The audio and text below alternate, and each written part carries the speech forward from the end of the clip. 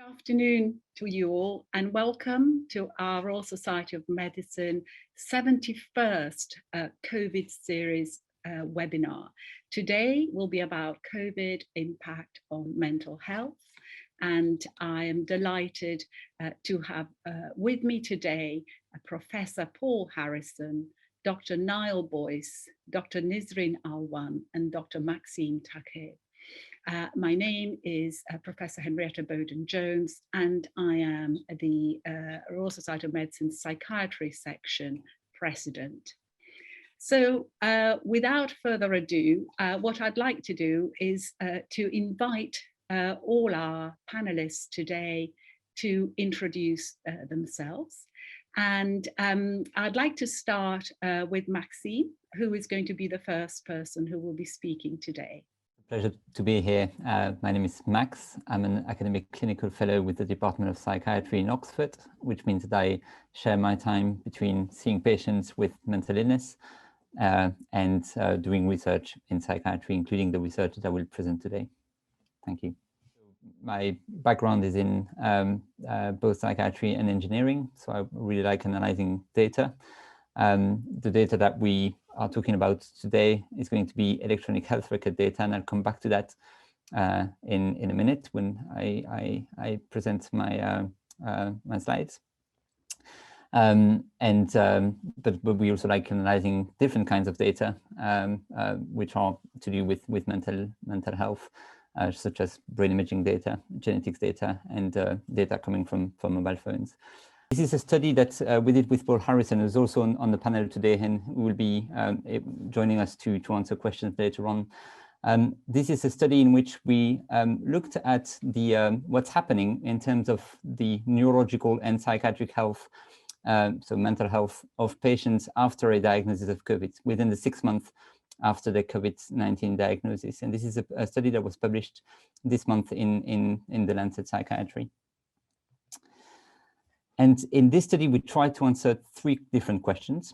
The first question was, how common are neurological and psychiatric disorders in the 6 months after a diagnosis of COVID-19?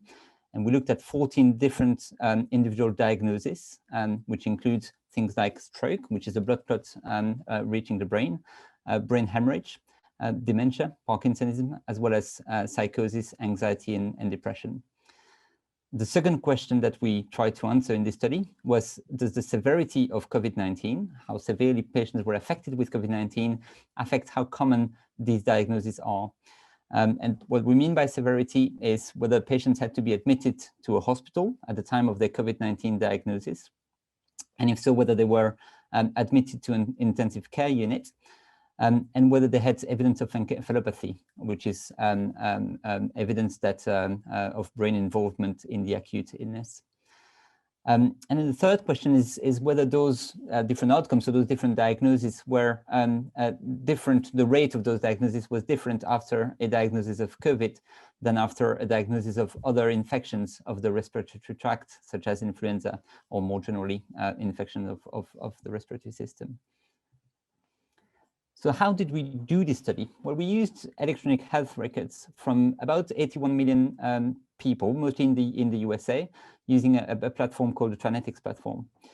And we measured the incidence of each diagnosis, so each of the 14 diagnoses that I've mentioned, in the 6 months after a diagnosis of COVID-19.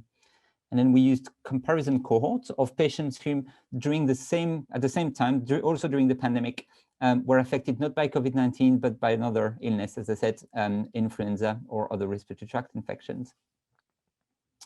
And importantly, we matched those cohorts for factors that we thought might affect the outcome. So the cohorts were essentially, at the time of the diagnosis, whether it was COVID or another infection, were very similar in terms of their comorbidities, their age, their sex, their et cetera, et cetera. So the data that we used was from just over 230,000 patients with a diagnosis of COVID-19.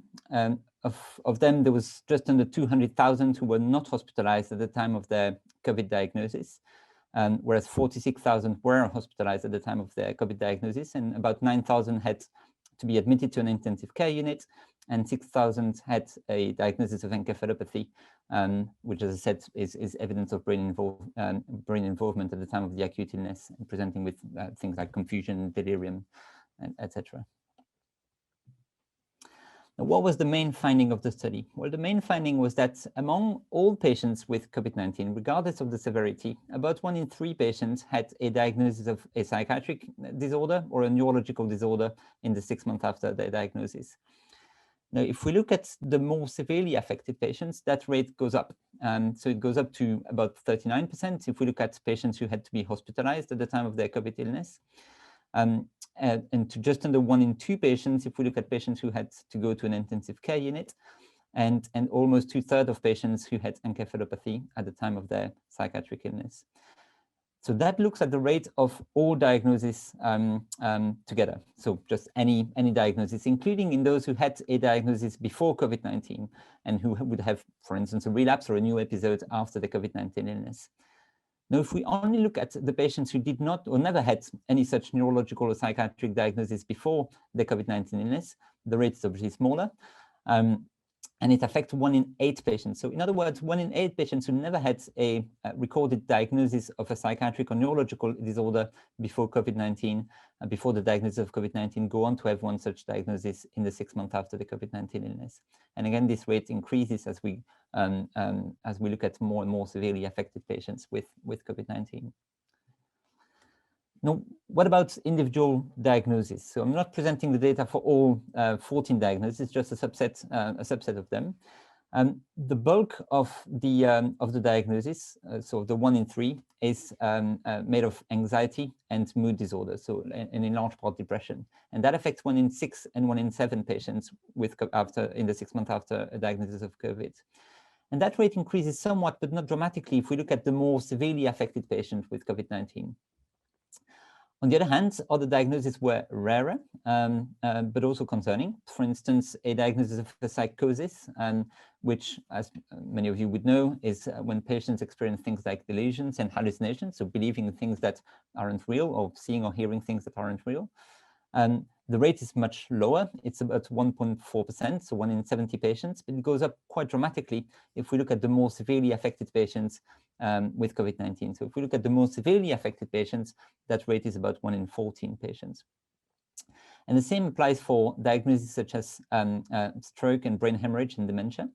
And we'll talk about the caveat of the data in terms of dementia diagnosis. We're not suggesting with this data alone that COVID-19 is causing dementia, but what we observe is that there is an increased rate of those diagnoses after a diagnosis of COVID-19, and that rate increases quite significantly if we look at the more severely affected patients with COVID-19. So how does that compare to other health events? This slide is showing the comparison in terms of Kaplanmeier analysis, so the cumulative incidence over 180 days over the six months of 6 of those diagnoses. And what we see is that the red curve, which represents the group of patients with a diagnosis of COVID-19, is significantly higher than the blue curve, which represents the group of patients who were matched to the patients with COVID-19, but did not have COVID-19 and had another infections of the respiratory tract during the pandemic. And so what that shows is that accounting for all of those confounding factors, the rate of those diagnoses is in general higher after the diagnosis of COVID-19. So there seems to be something specific about COVID-19 leading to those diagnoses.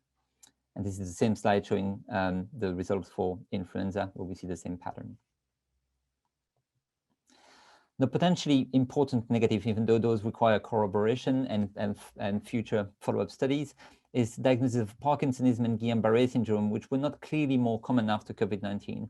And the reason why this is important is because both of those have been related to some infections in the past. Guillain-Barré syndrome is almost always related to a viral illness, and Parkinsonism has been related to the 1918 flu pandemic.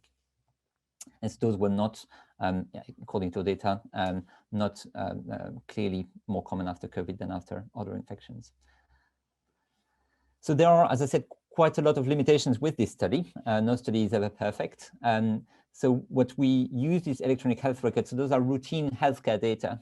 So data that are collected for the purpose of healthcare, not for the purpose of research, which means that in a way this is an advantage because it represents what's happening in the real world, but it's also a disadvantage because diagnoses are made by clinicians in a clinical scenario, and we know that sometimes diagnoses are revised, incorrect, and changed in future healthcare encounters. The results may not apply to people who had COVID-19 but did not have a diagnosis, for instance, because they were not tested.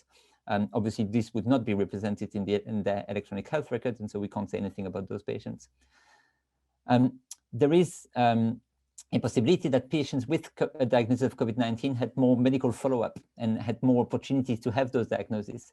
And so that might explain part of the results that we see with dementia. It might well be that those patients had dementia before the COVID-19 illness, but simply because they had COVID-19, they got to the attention of a medical specialist or a medical professional who then suggested that there might be a diagnosis of dementia, and that diagnosis got confirmed later on. And so it might not be a true increased incidence. It might be that they were brought to the attention of healthcare professionals. We don't know the severity of the disorder, nor whether patients recovered after that. And obviously, we don't know what's happening after 6 months, more than 6 months later. And so we need longer follow-up studies to answer that. So in summary, there are knowns and there are unknowns following this study. What is known from this study and other studies of the kind is that a diagnosis of COVID-19 is associated with increased rates of neurological and psychiatric illnesses in the 6 months after the COVID-19 diagnosis. We also know that the more severely affected patients with COVID-19 are at an increased risk of having those mental disorders or neurological disorders. And we also know that we probably need to do something about it. There is an increased incidence, new cases of neurological and psychiatric illnesses, and there probably needs to be some measures taken to address that increased demand. What we do not know is what's causing the increased rate, and we might have a chance to discuss that. There might be biological, psychological, and social factors that are contributing to what we are observing. There might also be residual confounding, as we've just discussed with the data. We do not know what's the outcome of the affected patients, and we do not know what's the best way to prevent or treat those illnesses. I guess the common wisdom would be to go for treatment as usual, but there might be ways to prevent those, and we don't know that yet. So I will leave it there. Thank you very much, and I will be happy to take questions later on. Thank you so much. And I've got a couple of questions before we move on.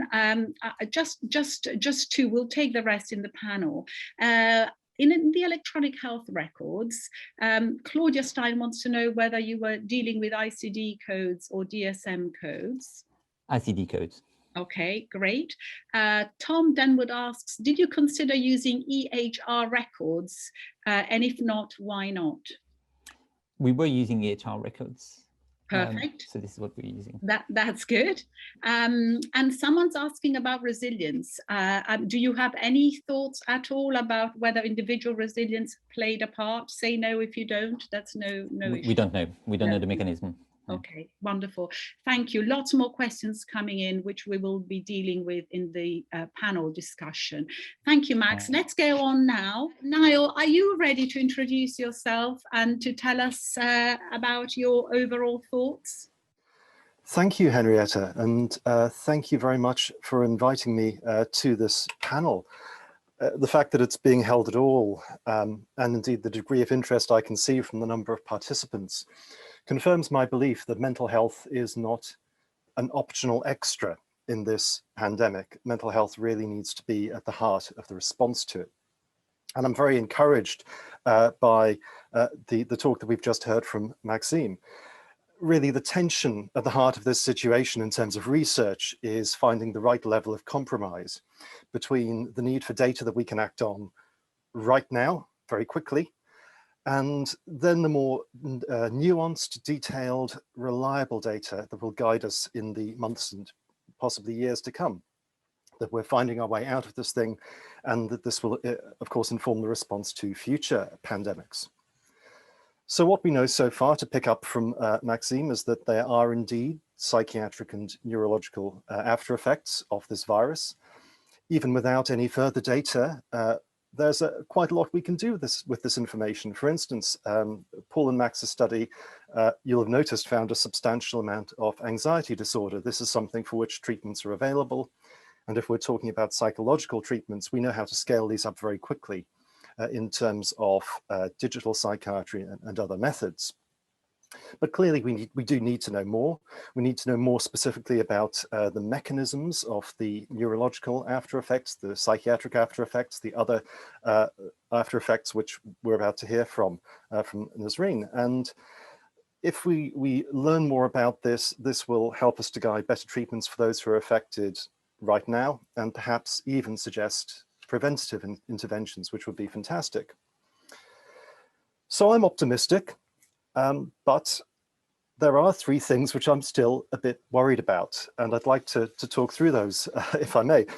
The first thing is that we really need to think globally at this point.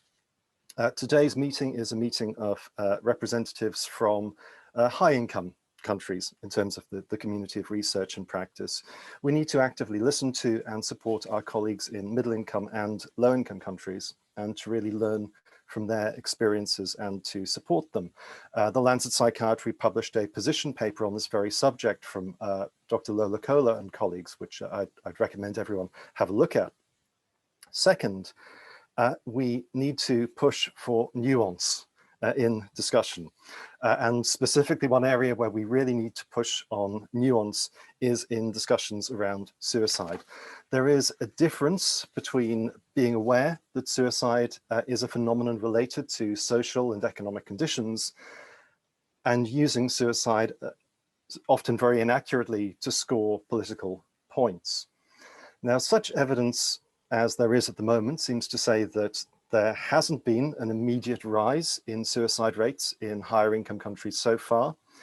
Data was published in the Lancet Psychiatry very recently on this by Jane Perkis and colleagues, and in the Lancet Regional Health Europe, specifically on England, earlier this week by Lewis Appleby and colleagues. So this is reassuring, perhaps, but we also need to not take our eye off the ball. We need to continue to monitor this situation, but also we need to avoid getting into the mentality where we're using suicide statistics as the be-all and the end-all of assessing a population's mental health. Now, third and finally, when we're thinking about the effects of the pandemic on mental health, let's turn the question around a bit and think about the social and the physical vulnerability of people with severe mental illness when it comes to this pandemic, both to the economic consequences and also to the virus itself. Now, some of the data published so far, including previous work by Paul and Max's team, has indicated a possible association between the diagnosis of severe mental illness and vulnerability to this virus. So considering this, and also considering what we already know, which is that for people with severe mental illness, that there is also a risk of multiple quite serious physical comorbidities and years of life lost. I think personally there is a strong enough case now to prioritize people with severe mental illness in vaccination programs. This is already the case in the UK, I think Ireland, Denmark, Germany, and the Netherlands. I'd really like to see other countries adopting this policy if at all possible. So in summary, now is the time where we need to ratchet up the quality of the evidence and the quality of the scientific discussion. We need to make this a global effort, a truly global effort. And we need to make sure that the sorts of inequalities which existed in mental health before this pandemic, in terms of people with severe mental illness, are not repeated now as part of our response to this virus. So thank you very much for listening. I'm looking forward to the rest of the discussion. Thank you, Niall. And a couple of questions for you. Awesome. You oversee so many different articles on the topic that it's a real privilege to have you here. Any thoughts on the role of isolation in psychiatric presentations? Yes, this is a very interesting question. I think that the actual psychological effects of lockdown are quite unclear still. I think what we do know is that there does seem to have been a decline in population mental health from various measures. I think what's quite interesting is that there are specific groups who seem to be quite vulnerable to this, including young people. I think that there's also some evidence that parents looking after very small children. So my guess would be that it's probably relating to that disruption of immediate supportive social networks. Now, of course, that isn't me arguing that we shouldn't have lockdowns. Clearly, we do need lockdowns if we're going to control the virus. But at the same time, if we're going to have them, and hopefully we won't have another one, but if we do, I think it's important to think about how those social networks which support people, and especially vulnerable people, can be strengthened and made more resilient. Great, thank you. I'd like to pick up on that later in the panel discussion. One second question for you from someone else in the audience. Any ideas of recovery rates in different types of mental illness presentations linked to COVID? As far as I'm aware, we don't have much reliable data on that. So I wouldn't want to sort of venture an answer, but that is certainly a very important research question, I think, to be answered. Yes, and this is what I mean by ratcheting up the quality of research and really getting to grips with the details of the data. Undoubtedly, the conversation today will lead to some people watching, picking up on some of these gaps in knowledge. Very good. Now, I'd like to know whether we are possibly ready for Nisreen to introduce herself and to share her story. I'm Dr. Nasreen Anwan. I'm an associate professor in public health at the University of Southampton and an honorary consultant in public health at University Hospital Southampton. And I'm here today, and thank you very much for inviting me, because been really working on the kind of public health response to COVID, but particularly around the area of long COVID. And the reason I got to focus on this area is I experienced long COVID myself. So it's great that Max presented the important findings at the beginning of this session today. I want to talk about mental health in the context of the massive public health problem of long COVID. This is a condition that we now know affect about 1.1 million of the UK population, as estimated by the Office of National Statistics. It's a staggering number. That's 1.7% of the UK population. That's our estimate of people experiencing long COVID. Of this 1.1 million, over 600,000 say this condition affects their day-to-day activity, and just under 200,000 say it affects their day-to-day activity a lot. And out of those, in the study that the ONS did, only 8% of people were hospitalized. So this is majority of people who were not hospitalized due to COVID-19. Highest prevalence in working age adult, and only very slightly more common or prevalent in women compared to men, with a very clear deprivation gradient in that people in more deprived area tend to have long COVID more, and also a clear occupational gradient. So we have about 100, from the ONS estimate, 122,000 people and healthcare professionals experiencing it, and 114,000 who work in teaching and education. So those kind of key workers, front-facing occupation. And the prevalence of long COVID in a subset within the what the ONS also estimated is following up positive cases. So the lab confirmed cases in the ONS infection survey, they found a prevalence of about 14% who still experiencing symptoms after 12 weeks.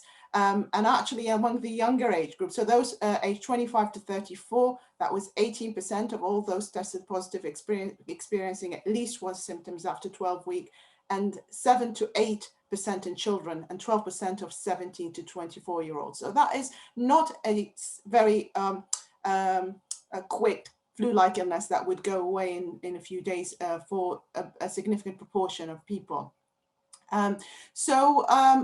Those with the so-called mild COVID-19, so those who were not hospitalized in their initial illness, cognitive dysfunction seems to be a very common feature of the illness. And this is actually the feature that people are people living with long COVID seem to be very worried and concerned about, perhaps even more than the more commonly reported fatigue feature of the illness. We did a survey of over 2,500 people who were not hospitalized in their initial illness.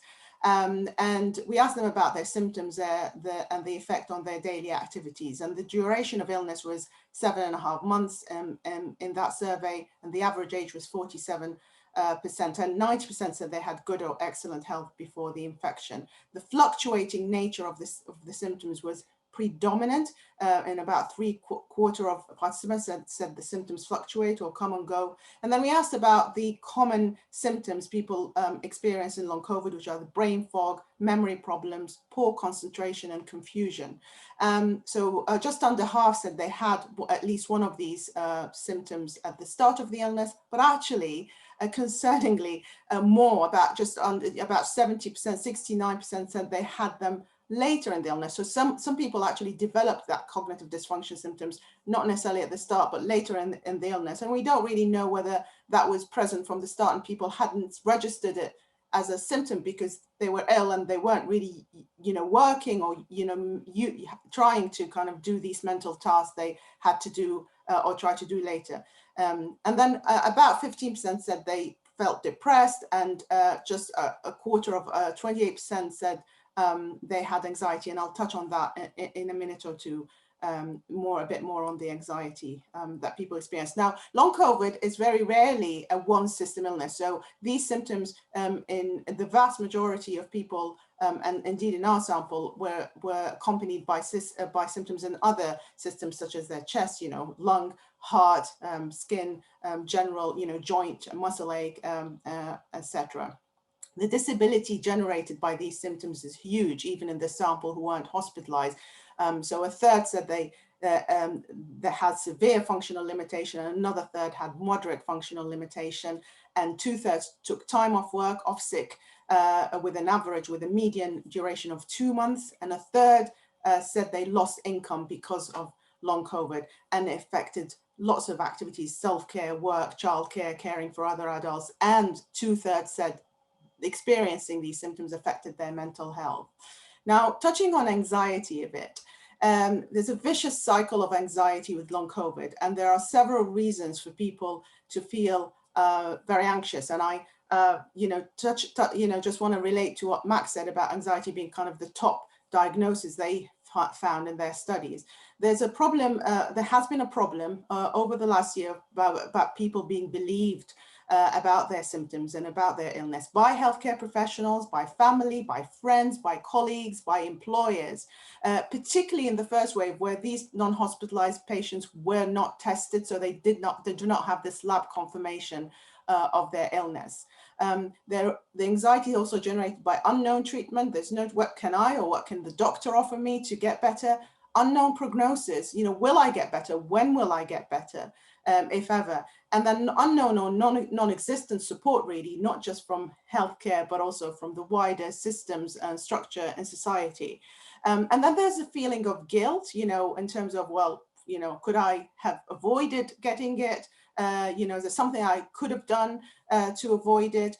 Regret about, or could I have rested more, when I first got the illness? And a lot of people couldn't, key workers, people who had to go to work, just can't afford to rest a long time after getting the acute illness. And then there's also feelings of shame, from the patient testimonials. I mean, there's a lot of the narratives of, oh, just try and pull it together, or just get a bit of exercise and fresh air, or think positively, be grateful. A lot of people died, a lot of people had severe illness. So this all generates that sort of, these negative feelings. And then the worry about the job and the financial situation and an inability or to care and do the usual activity. And there are the accusations of malingering or imagining the symptoms, they're all in your head. And so all of these combined for this diagnosis of anxiety. And so actually that diagnosis from the electronic health records, like Max said, could have been a misdiagnosis because there wasn't an obvious label for long COVID, and some patients did get diagnosed, coded as anxiety. what I've got 1 minute to touch on stigma, because this really relates to people with long COVID, and we have seen this with other chronic conditions in the past, that people develop stigma, and that leads to them not engaging then in the service, and that leads to them having more mental and physical illness. And the two main themes to the stigma, which we can see it happening with long COVID: the institutional discrimination, where there's a failure of the system to provide an appropriate or professional service to a group of people because of their identity or their health condition or the way they're presenting. And that usually is not deliberate. It occurs because of systemic flaws, which allows for kind of conscious and unconscious discrimination, could be related to prejudice, ignorance, and thoughtlessness. And we know that this can happen more common in some groups, minoritized groups, maybe women, people from more deprived backgrounds. And that, produces a cycle of inadequate care, but also internalized stigma. So people now, because of this cycle, start avoiding talking about their illness, seeking help, seeking support, try to deal with it with themselves. That these feelings of guilt and shame accumulate, and that's just such a vicious cycle of internalized stigma that it impacts. We also know from other conditions that impacts mental health greatly. So yeah, I think I tried to cram a lot in there. There's a lot about long COVID and mental health. And I think the main thing is really to truly try and listen with an open mind to those with lived experience. Patients are leading the way. The professionals, the health service, the science is kind of really learning from that experience, because we know very little still about the mechanisms of long COVID. And so we need to provide that space and resource for the patient-led research and solution. And also never forget the role of structural inequalities in terms of shaping the effect on mental health and stigma. Thank you. Thank you so much. I have some questions for you. As you can see, there are now 32 questions in the queue, so this is a very stimulating set of talks. What measures were used in your survey? Josephine Scott is keen to know. Well, in our survey, we asked people, it was all self-reported, and what we did is we asked people also whether their infection was lab confirmed or not, because many of them wasn't, as I said, because testing wasn't accessible at the start. But we compared all of our results between those, in the subgroup which is lab confirmed, and the other group which didn't have that test confirmation, and really the results were very similar. The main difference was that symptoms of loss of smell and taste, and that could be, so that was more in those who are lab confirmed. That could be to, relate to the fact of seeking tests early on in the illness as well because of that symptom. Maybe after this we can put a link to the full study with more detail about this. I'm glad you suggested it, because that was one of the other questions. People are very keen to read it, so if you could include the link, that would be fantastic with the stats. Now, has there been any good qualitative work done on long COVID? Yes, there have been good qualitative work. Obviously, we need more of it, but all the experience of kind of the stigma bit as well comes from qualitative work. And there's a study with doctors with long COVID who really felt, a profound sense of loss of kind of identity or professional identity, or, that impacted them, and also the feeling of guilt of them not being able to go back to work during the pandemic, help their colleagues, and not knowing what's happening to them, and, their symptoms maybe also regarded as not real. So there has been work, and also we can, I suppose, put the links to these studies as well, because they're very. Thank you so much. One last question, just a brief one. Kirit Mystery wants to know whether you captured equality data. Yeah, so I mean, our survey, to be honest, it's an online survey, so it's not a representative sample. So we have an overrepresentation of people from white ethnic background and a highly university degree. And that's a problem with a lot of these surveys. However, the ONS data looked at deprivation, looked at the effect of deprivation. But again, we need more, particularly around the differential and kind of the ethnic inequalities as well around this, because I think long COVID would follow the inequalities that we've seen in terms of the infection rate and mortality in terms of the ethnic inequalities, if not even more, because of all that compounding factors of people, not being able to take time off work, the benefits, the sick pay, etc. And also people in a frontline jobs. There is, such as healthcare, for example, there's an overrepresentation of people from ethnic minorities there. Thank you very much. I'd like now to invite the panel to join me, great. And I'd like to start by asking Paul to join us, first of all, by introducing himself, and secondly, by maybe giving us thoughts on the first of the panel questions that will be a more general approach on what has been the impact of the pandemic on the mental health of the population. But tell us about you first, Paul. Sure, thank you. Yes, I'm Paul Harrison. I'm a professor of psychiatry at the University of Oxford. I had the pleasure of working with Max, who's presented some of our recent data. Until COVID came along, I was interested in the neurobiology of traditional psychiatric illnesses, but obviously COVID, I think, brings both a prerogative and a priority to look into the mental health aspects of that condition. Can I just start with kind of a couple of comments from the previous talks, and two things to highlight from Max's presentation of our data. The first is that the mental health consequences of COVID-19 were seen clearly even in the patients who hadn't needed to be hospitalized. So although the incidence rates were a little bit lower, the hazard ratios compared to the comparison conditions were still increased. In other words, even if you didn't need to go to hospital for your COVID-19, you were still at greater risk of developing conditions like anxiety and depression and in the 6 months later than you were after the other health conditions we compared COVID to. So I think that sort of emphasizes that the mental health sequelae aren't limited to those with severe illness.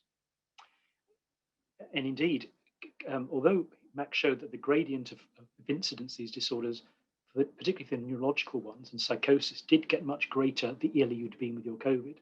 For anxiety and depression, there was really very little gradient. In other words, your chances of developing an anxiety or depression in the next 6 months were almost independent, as far as we could tell, of the severity of your COVID. And again, that's both important in terms of the public health implications. It may also suggest some clues as to the mechanisms of the links between COVID and mental health, compared to, for example, the mechanisms linking COVID-19 to more traditional neurological outcomes. Just come back to Nisreen's talk, and again, I think the emerging story over long COVID is going to be a real critical one over the next months and years. Some of you may have seen that in the UKRI, the big national UK-funded study called FOSP-COVID, which is following up thousands of patients who did have to be hospitalised for COVID, but were otherwise representative of the COVID populations.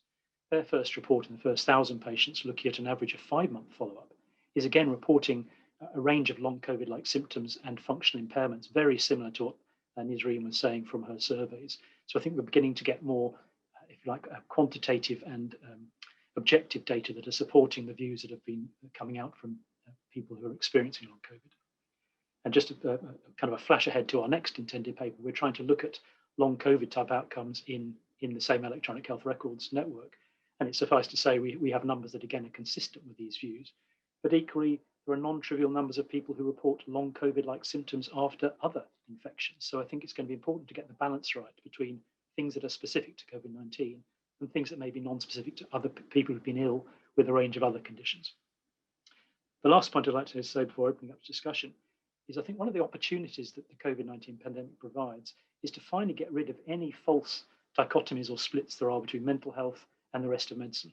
It's clear that long COVID and all the other sequelae of the illness involve multiple organ systems. We're going to need the joined up, truly multidisciplinary working between psychiatry, neurology, primary care, and all the other medical specialties. And I think this is a real opportunity to finally get to a way of working that I think most of us think we should always have done, but which for various historical reasons is still frustratingly difficult to achieve in practice. Thank you, Paul. That's such a great way of uniting all the different contributions. What I'd like to do is for any of the other speakers now to come in and contribute some brief thoughts on anything else on the impact on the nation in terms of mental health. Niall, any thoughts on this? Yes, if I could maybe answer that in a somewhat meta way, I think what's been interesting is the impact on the conversation around mental health. There are good things about this and there are bad things about this. I think that long before the pandemic was an issue, there was greater awareness of mental health. There was greater discussion about it. If I had one concern about it, it was that it was really focusing far more at the end of depression and anxiety disorders, which of course are serious things, but we weren't really hearing much about people with conditions such as psychosis. I am a little bit worried that this sort of gap in the discourse, that the fact that people with severe mental illness were comparatively unheard in the conversation before the pandemic, that gap has widened now. And so I think, as I say, there is a need for psychiatrists, there's a need for other mental health researchers and professionals, for advocacy organizations which support the voices of service users to really get those voices heard. And I think, to reiterate what I was saying, specifically around the impact which this pandemic has had on individuals with severe mental illness, understanding it and prioritizing issues such as vaccination is very, very important. Thank you, Niall. One specific question I'll ask Max, because I do realize we do want to answer quite a lot of things. The questions are piling up. So Max, someone has asked this, Mubasra, Krahishi, but I would have asked it myself if they hadn't. The depression and anxiety that follows COVID, is it, do you think, going to be able to be treated in the traditional way, in the way that we treat pharmacologically and psychologically, or is it going to be different?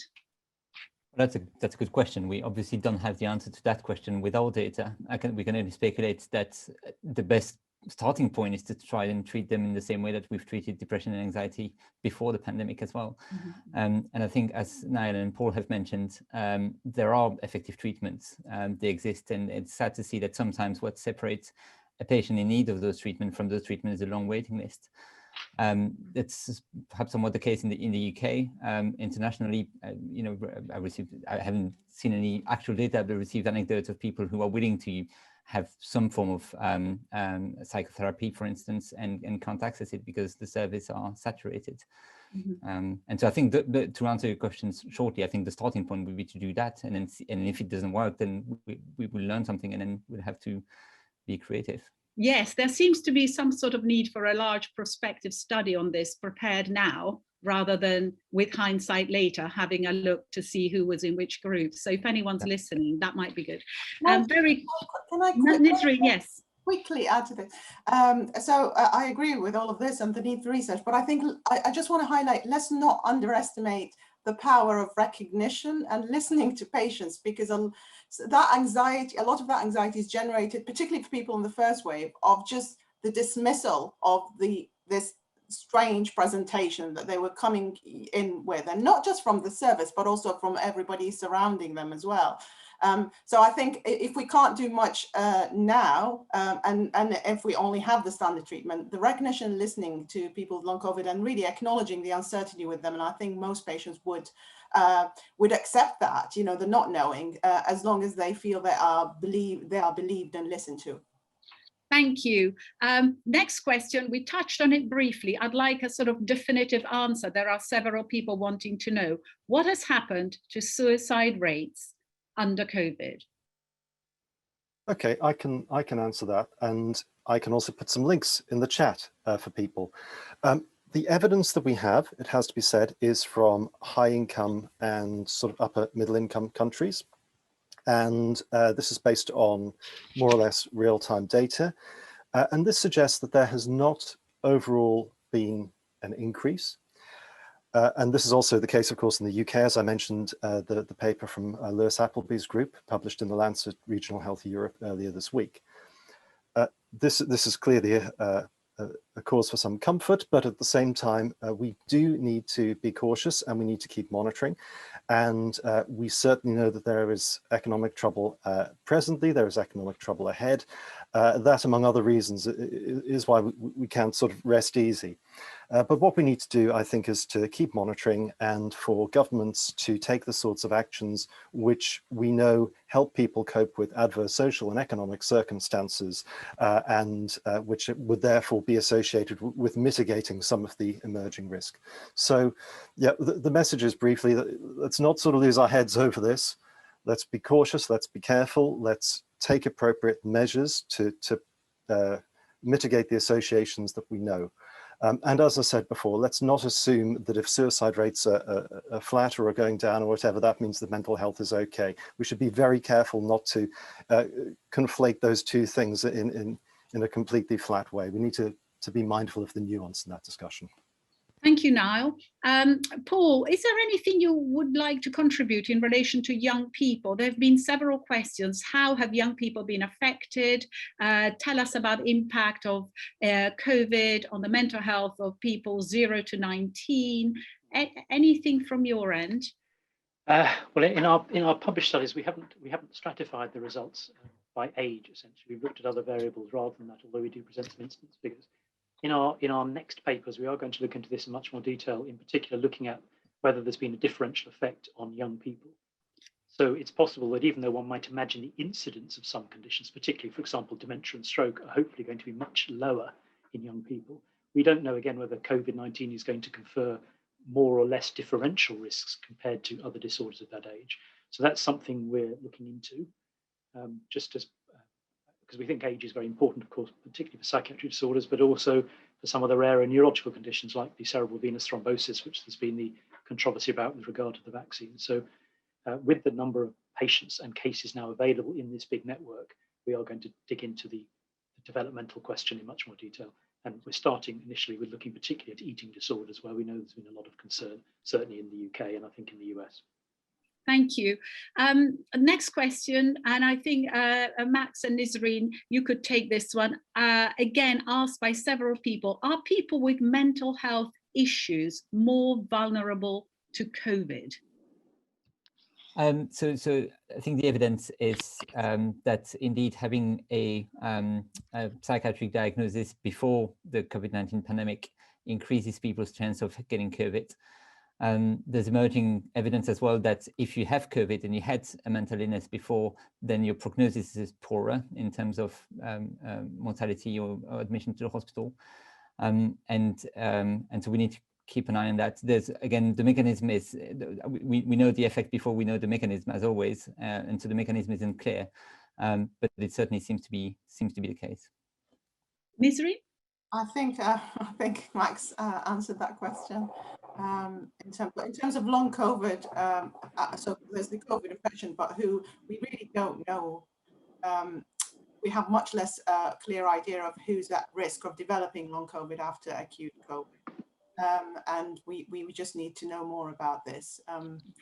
I think there hasn't been that kind of dissection of the risk factors and the conditions as we've seen with mortality and infection. Thank you. Two of the questions are about the immune system. What do we know about mental health, the immune system, and COVID? Well, the answer, I think, is very little. Again, as we keep saying, we know a lot about, we're now quite getting good at kind of quantifying and identifying where the mental health and neurological problems lie. But quite what the immunological correlates or predictors might be of those findings is very unclear. It's quite possible, but I think entirely unproven, that it might be that, for example, the reason people with psychiatric diagnoses seem to be more at risk of getting COVID and then getting bad COVID might be because their immune systems or their inflammatory systems are set a bit differently when COVID comes along. There's quite a lot of evidence, although it's a bit difficult to interpret, that people with severe mental illnesses in particular do have differences, for example, in some of their inflammatory molecules, and it could be that that predisposes you to getting COVID and then a worse COVID. On the other hand, I think it's very important we don't overinterpret that evidence, because until we do much more focused mechanistic studies, we could easily be drawing conclusions that aren't right and then almost set people down off the wrong track of looking for example, a very biological reductionist explanation for some of these associations. Where my own view is that the link between severe mental illness and COVID may also well be to do with, at least in part, the lifestyle factors and other very difficult to control for health and socioeconomic factors, rather than just the diagnosis itself. Thank you, Paul. Now, this question is nowhere on the list, but I'm going to just use chair's prerogative and ask you. We've got just about 2 minutes left or 3 minutes left. Could each of you tell me what you think the most important piece of research next will be in relation to mental health and COVID? And shall I start with Max? I wish I could say more than one. Well, I think we've mentioned it. I think in terms of the impact for patients, knowing how to prevent or treat those consequences is going to be very important. And obviously, if I can get one for free as a result of that, understanding the mechanism by which these occur will be key in understanding that. If it's a biological mechanism by which COVID is related to mental illness, then the treatment might be different than if it's mostly a psychological or social mechanism. And obviously, I'm not suggesting that those are mutually exclusive. Thank you. Niall?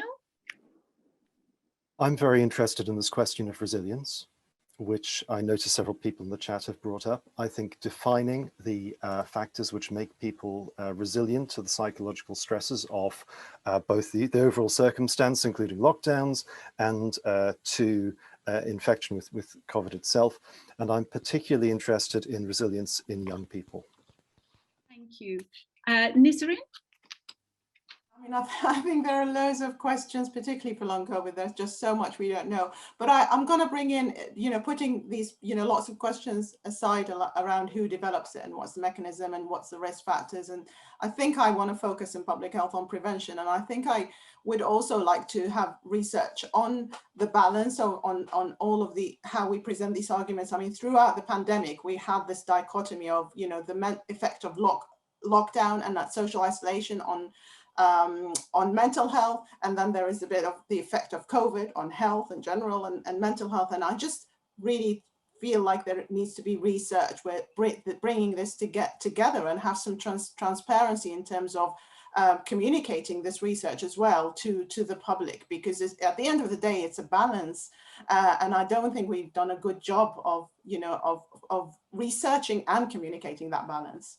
Thank you very much. Paul, would you like to have the last words in terms of future research? Okay, as a clinician, I'm going to go back to Max. I think the priority's got to be randomised evidence for what are the interventions to both prevent and treat these conditions. And I put the rider to that is I think we've learned a lot from people's attempts to study interventions that improve the outcome of acute COVID. And we've all seen that it's the big, pragmatic, really large studies that have the power to give the right answers. What we don't need are more small studies that give false positives and false negatives. So I think we need to think big, and we need to think global on our clinical trials approaches to this question. Thank you so much. Now stay with me, everyone, for 1 second. I need to do the next bit, which is to let people know about next Thursday's webinar with Nick Patel on the impact of the pandemic on training doctors. And at this point, I'd like to thank all of you on this panel for being here with us today, and the technology people at the RSM for helping us so much earlier on, and also with the organisers. And we look forward to seeing you all very soon at another event at the Royal Society of Medicine. Thank you so much. Goodbye.